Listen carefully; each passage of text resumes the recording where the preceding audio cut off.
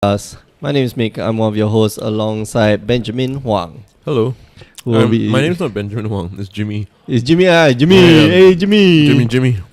Hey, Jimmy. Yeah. Alright, so we're watching the match here between Kaz Ang and Kelvin Hoon on the left and right, respectively. Kelvin is on the usual Tron deck. red green Tron, while Kaz is running Abzan CoCo. Let's see how well he does. Kaz detests being on camera. Yeah.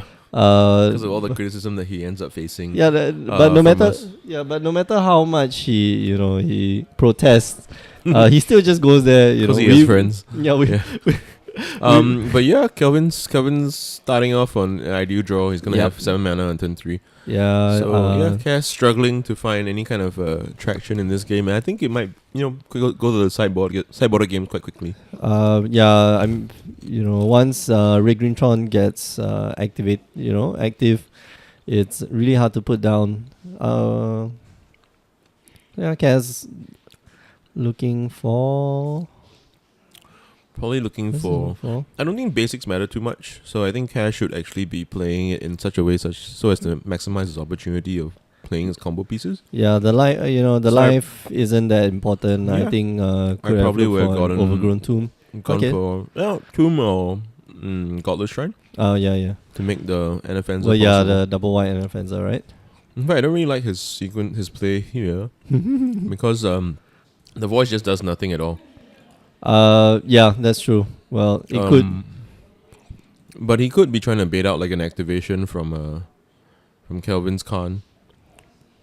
As we see, Kelvin's Khan all ready to blow some stuff up. I think he attack the lands, Yeah, Kelvin's definitely going to go after the lands, especially without being able to kill. The good thing is Kaz has the Noble Hierarch hidden from Kelvin, so Kaz is going to be able to play the Hierarch. Very nice. And get in for 3 points of damage. Okay, so and Kaz, unfortunately, he sequenced his lands quite poorly.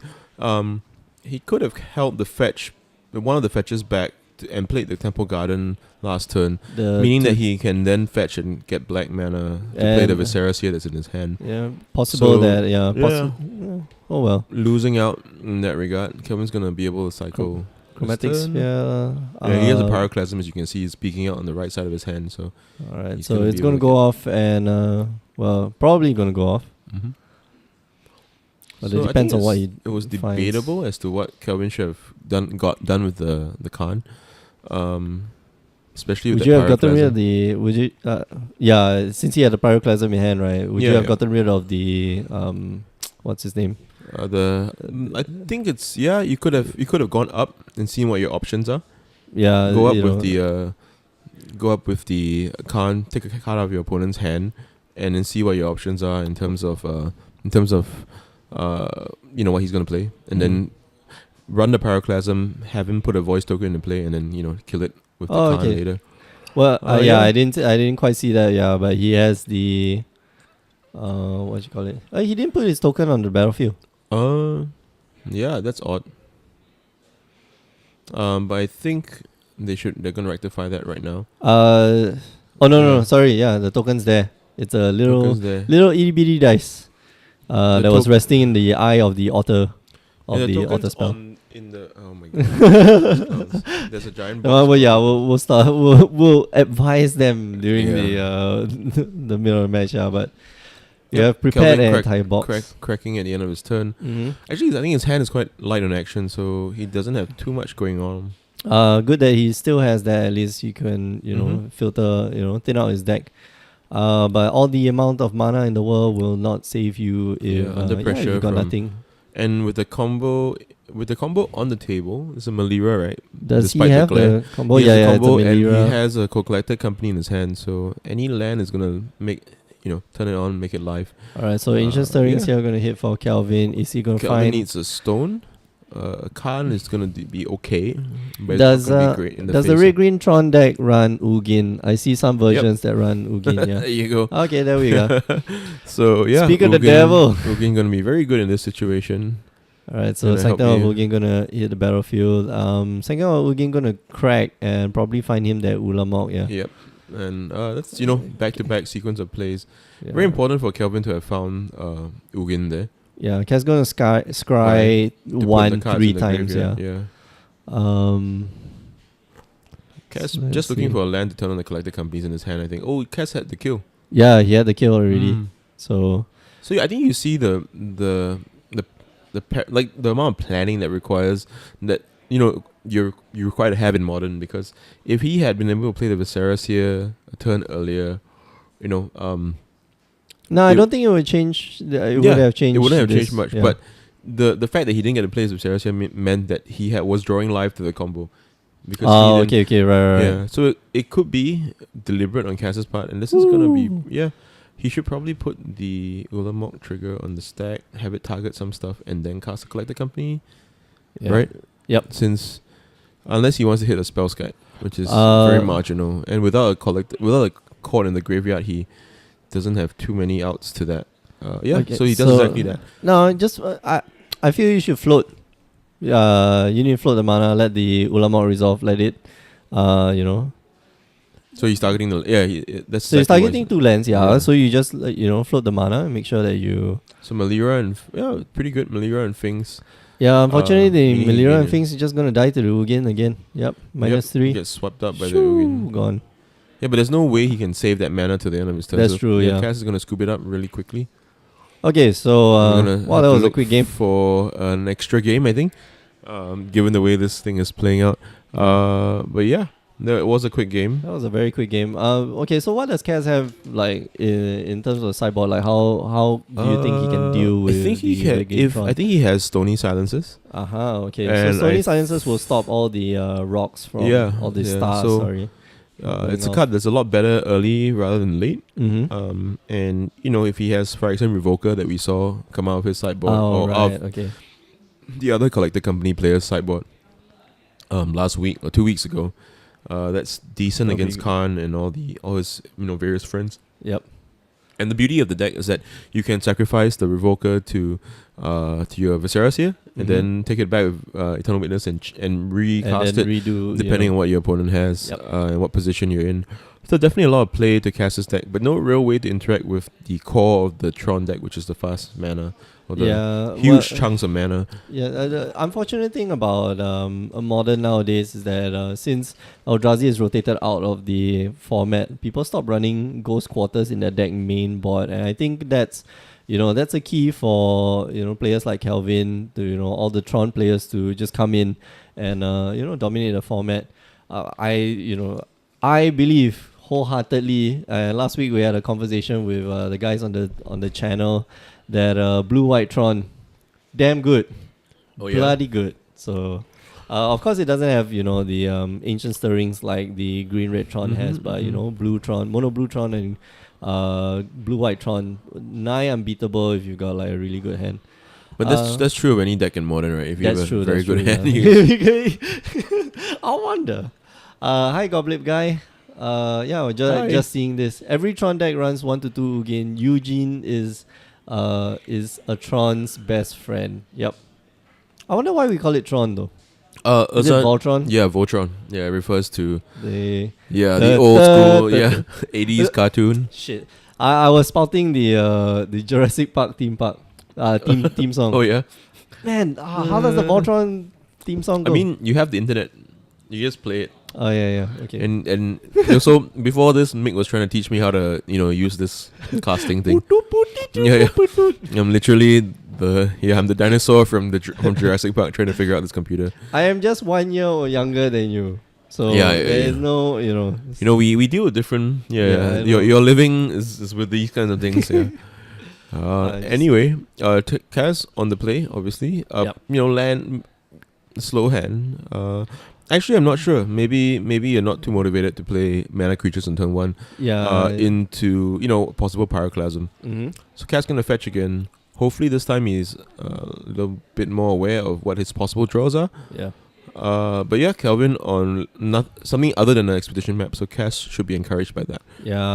Kelvin doesn't seem to have Well, he might have the ancient stirrings in hand, which will definitely help him. Hey, Slag Fiend. Why have we gone crazy? What do you mean? Gone crazy. Ooh. Yeah. Yeah, you see us like taking off our shirts and like pouring beer on ourselves. If you've ever met me in real life, you know that I should keep my shirt on. Hey, you never know, man. Might be good. Might make for good TV. I'll just put up this. A body only camera. a mother could love. And not even that. Yeah. My body is. Hi, Mom. My body is my temple. Okay, so Kelvin off on the silver scrying. Yeah, the star enabling a scrying off 2 colorless lands, and he's gonna be able to once again assemble turn 3. No, is there a power plant? No, that's 2 towers, right? No, that's a mine and tower and a power plant in his hand. Yeah, power plant's in there. So you're just gonna attack him for 2. Get in with for 2. What and Cass faced with an opponent who's gonna go up to 7 mana next turn, playing 2 mana 2/2s. But Melira part of the combo, so encouraging. Yeah, Kelvin might want once to again fire off on the being able to play his Khan. Yep. I think this time you should tick up. Yeah. Okay, so I think there's an argument to get rid of Melira so that you don't lose right away. Okay, so getting rid of the of the Voice of Resurgence, I think suggests that he has a Pyroclasm or some kind of sweeper in his hand. Because he's not afraid of the combo right now, it seems. I think that's right. Kelvin's attitude is I don't even think it's so Kelvin just accepting of the fact that he can die. He could very possibly lose to not lose, but it'll be an uphill life. battle. Yeah. But Kelvin has a route, there's a way to beat Infinite Life. He just needs to exile his opponent's deck. A bunch of cards will restart the game. Okay. Hey, cool. Here comes a so Murderous Red Cap to take down the Khan along with the Melira. So he is one piece of the combo away. Does he have any? Yeah, and right now he is pseudo resilient to a sweeper. Yeah, and you can see Kelvin's hand is actually very mana heavy and just full of cyclers. Okay, he's got the He's got a lot of mana. He's very land heavy. Yeah. Yeah, I think he's got Ancient Stirrings at the back. The Sylvan Scrying, Ancient Stirrings. Oh, just another card. Okay, so it's probably going to get rid of the Murderous Red Cap here. Red Cap is best value, but you see his hand. There are no sweepers, so he might go with something. Oh, yep. No, you just get rid of that. I mean, Melira is legendary anyway, so that's one of the things that will end him. And I believe Cass deck only runs 2 Murderous Red Cap. Cass's deck. Cass deck. Yeah, I think Cass should stop laying lands here. Yeah. And because he's gonna play Wall of Roots, so he's gonna play Voice of Resurgence. Okay. Oh, I think this is quite poor from Cass. If I was him, I'd probably see. There was a great opportunity for Kelvin to play a sweeper last turn, right? So you can probably figure out that he doesn't have a since he's got the style because Kelvin can't consistently play in a way that loses to the combo, right? So you must think that he doesn't have a sweeper. Okay, so he does have a sweeper. Sort of. It's in the form of. He's going to be able to activate it, so it's not that bad. 1, 2, 3? No, he doesn't. Yeah. Oh, okay. Sorry, because he has Tron. Yeah. Okay. So my bad. So he's gonna poke. He's gonna be able to poke. He's gonna give his Khan the fate counter. Oh man, this is because it says non-land permanent, so he's gonna be able to. Yeah, and if he really wants to, he can even cash in the Chromatic Star without activating it. If there was like there's like a revoker on Chromatic Star. Because the text of Chromatic Star is kind of weird. It says when it's put into the graveyard, as opposed to. It's not like when you sacrifice it or something. All these crazy stuff. So going up again, he gets rid of the Eternal Witness. In no real position, ditching the Eternal Witness, so his hand has to be Collected Company or Court of Calling. Yep. Right? But Court of Calling is not going to do too much. In fact, if anything, Court of Calling, he should have called it at the end of his opponent's turn when he activated the Fate counter ability, so that he could get Kozali Prime Mage to blow it up. To blow up if that's the case, he probably would have left one creature up so he could court for 1 less and then activate the Prime Mage. So I think it's going to be Collected Company as opposed to Court of Calling. If anything at all, Cass could just have nothing and just be trying to troll. Yeah, that's right. I'm going to give up my there's a chance that Kelvin doesn't plays differently because he thinks that Cass could instantly kill him with or instantly gain a million life. Well, but even a million life is not good enough against Khan. Just restart the game over and over again. Once Khan gets to that point, we're like, yeah, okay, sure, we're gonna. So Cass gonna swing in? No, yeah, actually. Yeah. Kelvin, very old school player. So, if you're as old as Kelvin and I are, you agree to play with cards that are older than your opponents. So Antiquities lands. That Pyroclasm I saw, that was a version of Pyroclasm I have not seen in a very, very, very long time. So he's gonna activate. He's gonna put a fate counter on. So he just crashes in. So there was no Collector Company in Cass's hand. Yep. I'm just curious what's in his hand. Like, what could he have that's better than Eternal Witness in a Oblivion Stone world? And so, Cass should have taken our advice, I guess, not to lay that Temple Garden that turn, because then now it's costing him. What is that card? So he's getting canned again, and it's for Anafenza. It's Anafenza, okay. Yeah, so. And I think he has another witness in his hand. The only other logical, explanation for him ditching the first Eternal Witness to we did see another so there's another Eternal Witness. And right now, wow, the odds are looking. I don't think he has any way to win, especially since the Khan is very, very safe. Any action on Cass's part to increase the clock would result in an Oblivion Stone. Yeah. And any kind of state of parity is definitely going to favor Kelvin as he gets to start casting his 10 mana spells and his 11 mana spells. Oh my goodness. Cass, just looking down the barrel of a gun, like it's going to be a bit hard. The caster curse, But I think we should start looking for a new game soon. So I'm gonna take care of that. Are you gonna try to find a new game? Yeah, I think I'm gonna look for. Okay. Yeah, you take over. All right. Non-matching Tron land hurts me, but at least Kelvin runs Antiquities. Yes, he runs also the Ice Age, like we were talking about the Ice Age Pyroclasm. So Ben out on the floor trying to find a new match. Right now he's just going to blow up his Oblivion Stone. The other Oblivion Stone without the Fate counter on it. Now Cass has the... might be faking it. No, he's got the Eternal Witness in hand. So he's going to go up and probably cast the Eternal Witness... Yep. To get back the Voice of Resurgence. Voice of Resurgence is going to hit the battlefield right now, and now it makes the token a 3/3. Just passes the turn. Kelvin now just going to do the exact same. He's going to put a fate counter on the Khan and probably just, able to blow it up at any point of time. Right now, Kelvin kind of needs to find some gas to end off the game, although things are not going to be moving really quickly anytime soon. So no worry on Kelvin's side, although Khan might be in a little bit of trouble. He needs to... Alright, okay, so we've got our next game lined up. Unfortunately, Cass is... Well, fortunately or unfortunately, Cass is hanging in there, man. Oh my god. Yeah, man, he's doing it. So we need to see... Well, Kelvin needs to get something. Basically, he cannot keep drawing lands like for the last few turns. He drew another Oblivion Stone. He drew, just more lands. He's got infinite amounts of mana right now, so...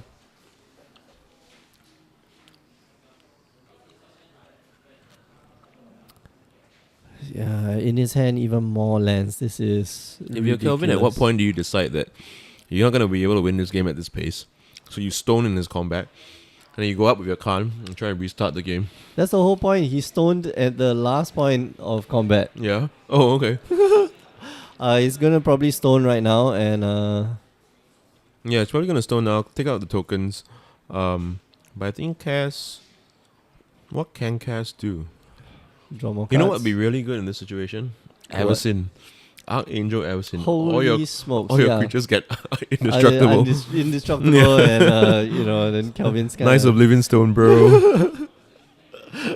if he had gifts ungiven, he could close out the game. So is this the friend that you're talking about?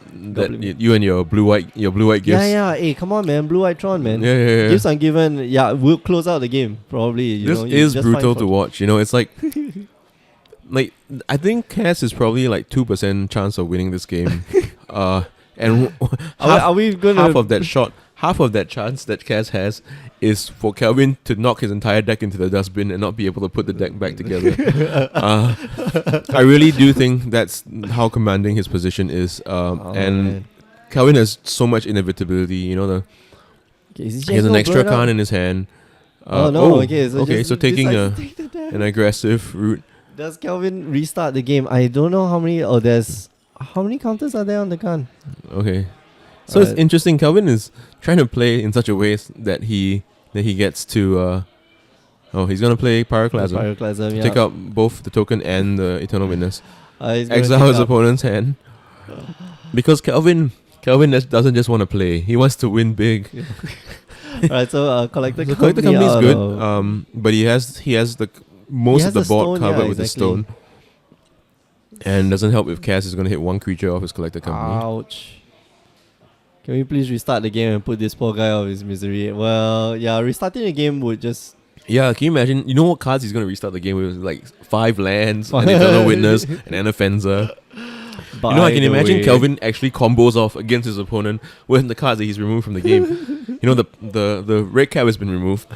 Oh yeah, he's removed an Anafenza. So all he needs to do is remove a Viserys here. But yeah, okay, that's the game. Alright, we're gonna try and get you Jay Linan. Jay? Or Linan J. Filipino friend of ours. Okay. G-E-Y? G-I, sorry, G-I. Sorry, J-E-I. I can't English today. Jeilanan versus Ryan Lowe. Okay. So we'll set that up. While we are setting up the game at the table, I'd like to remind you guys that this isn't the only broadcast that we do. Remember, you can find it in the description below. But yeah, we do the broadcast every Tuesday, Wednesday, and Thursday evening, 8 p.m. Singapore time. Tuesday night is our standard. Wednesday night is modern, and Thursday night is vintage playtest. And sometimes on the weekends we also do the tournaments, and we also RIP in pieces. We also stream some of the tournaments on the weekends. And to follow with that, make sure you follow this channel. We'll update it, as well as our Facebook page to check out all the latest tournaments, even if you're not in Singapore. We are from Singapore, by the way. And if you want to check our previous broadcast, just go down to the YouTube page. All the links are in the description below. Finally, if you don't listen to the Power 9 podcast, I beg you, this week, it's entertaining. We actually have Cass on the show this week. Cass is 100% entertaining. He might, he plays Magic pretty okay, but definitely much better entertainer than he is probably Magic player. And it's episode 69 this week, so you can expect grown adults talking about adult stuff. We're gonna line up the next match. We'll be right back. Don't go away. We're just gonna put people on the table. We're finding Jay, Lina, and we're waiting for their game to end. So we'll be right back. Don't go away.